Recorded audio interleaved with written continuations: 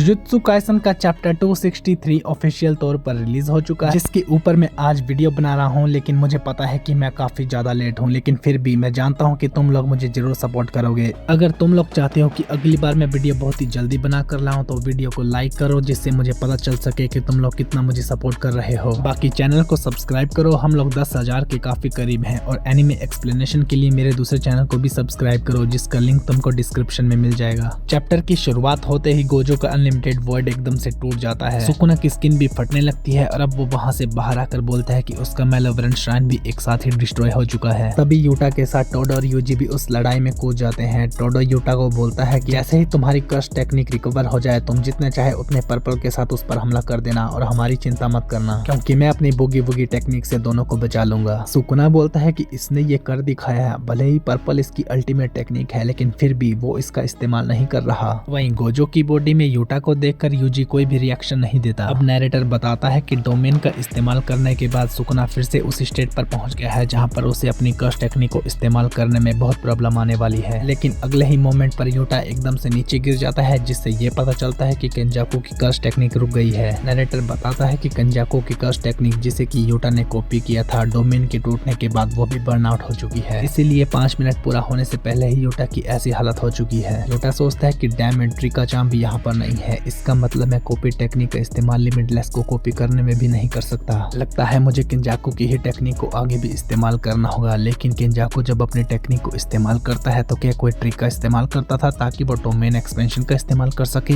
लेकिन जब मैंने इस टेक्निक को कॉपी किया था तब तो मुझे इस तरह की कोई भी जानकारी नहीं मिली। फिर भी कम से कम मुझे इन दोनों के लिए एक बैरियर तो क्रिएट करना ही होगा। टोडो नोटिस करता है कि यूटा अपनी लिमिट तक पहुंच चुका है और उसके बाद मन में सुकुना को एडमायर करता है कि अभी तक खड़ा हुआ है, और उसके बाद वो बोलता है कि इसीलिए लोग इसे किंग ऑफ कर्सेस बुलाते हैं। सुकुना नोटिस करता है कि टोडो डिस्ट्रैक्टेड है कि तभी सुकुना उसे ब्लैक फ्लैश मारकर दूर पटक देता है। अब सुकुना रियलाइज करता है कि यूजी उसकी तरफ आ रहा है। जैसे ही वो यूजी की तरफ घूमता है अपने आप को बचाने के लिए, टोडो यूजी को सुकुना के पीछे टेलीपोर्ट कर देता है और बोलता है कि अभी इसका काम खत्म नहीं हुआ। टोडो की वजह से यूजी सुकुना की ब्लाइंड स्पॉट पर पहुंच जाता है, जिसके बाद वो सुकुना के फेस पर लगातार पंच मारता है। वहीं टोडो अपनी खोपड़ी पर वाइबर स्लैप को मारता है ताकि वो अपनी बुगी बुगी टेक्निक को एक्टिवेट कर सके। टोडो यूटा को बोलता है कि ओकोत्सु, इसने अभी तक अपने पास बहुत सारे कर्स एनर्जी के बंडल छुपाए हुए हैं। टोडो खुद को मन में बोलता है कि इसकी ये कर्स टेक्निक को जल्द से जल्द खत्म करना होगा और यही वो स्टेज है जहां पर मेरी बुगी बुगी शाइन करेगी। तभी यूजी सुकुना और मेगुमी के सोल बैरियर के बीच में बिल्कुल परफेक्टली डिसमेंटल के साथ हमला करता है। उसके बाद यूजी बोलता है कि मैं ये तब तक करता रहूंगा जब तक तुम उठ नहीं जाते। फुशिकोरो, उठ जाओ। सुकुना काफी शौक में चला जाता है और वो रियलाइज करता है कि यूजी अपने टेक्निक की मदद से अपने टारगेट को चूज कर सकता है। यूजी सुकुना और मेगुमी के सोल बैरियर के बीच में लगातार डिसमेंटल के साथ हमला करता रहता है। सुकुना पीछे हटते हुए सोचता है कि अगर लगातार उसने ये पंच लिए तो वो उसकी बॉडी को कंट्रोल नहीं कर पाएगा। तभी सुकुना के मुंह से उसकी उंगलियां वापस निकलती है, लेकिन वो फिर से उन्हें निगल जाता है। सुकुना बोलता है कि यूजी ने बाइंडिंग वो का इस्तेमाल किया है, जिससे कि यूजी की स्ट्राइक की वजह से मेरी सोल पर ज्यादा नुकसान हो और मेरी सोल आसानी के साथ मेगुमी की बॉडी से अलग हो सके। सुकुना जिस पिलर पर खड़ा था यूजी उसे तोड़ देता है और उसके बाद वो सुकुना को पंच मारने लगता है, लेकिन सुकुना हवा में ही उससे बचकर यूजी को पंच मारकर दूर पटकता है। सुकुना बोलता है कि अगर मैं डायरेक्टली उसकी ब्लो से बच जाऊं तो उनके पास कोई और मूव्स नहीं है जो कि इफेक्टिव हो। टोडो सोचता है कि अगर मेरा वाइबर स्लैप मुझसे अलग हो जाएगा तो ये मेरे लेफ्ट हैंड को रिकॉग्नाइज नहीं करेगा और ना ही फिर ये काम करेगा। मुझे बस एक और बार इसका इस्तेमाल करना है।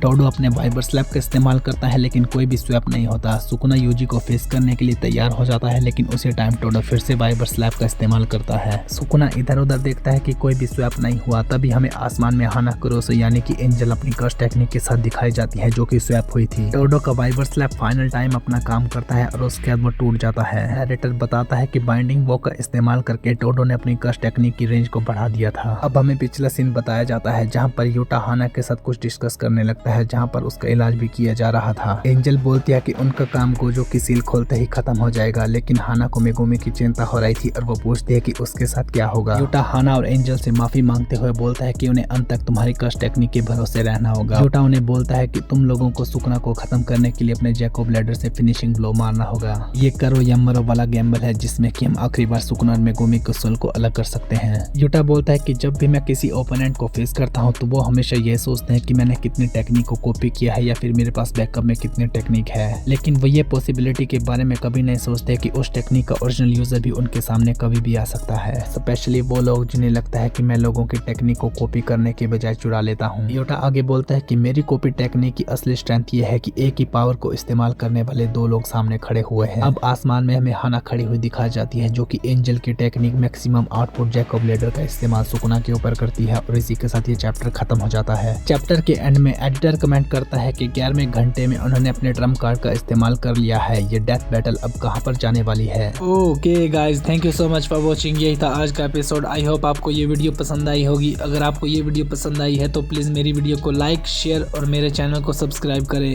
मिलते हैं नेक्स्ट एपिसोड के साथ, तब तक के लिए बाय बाय।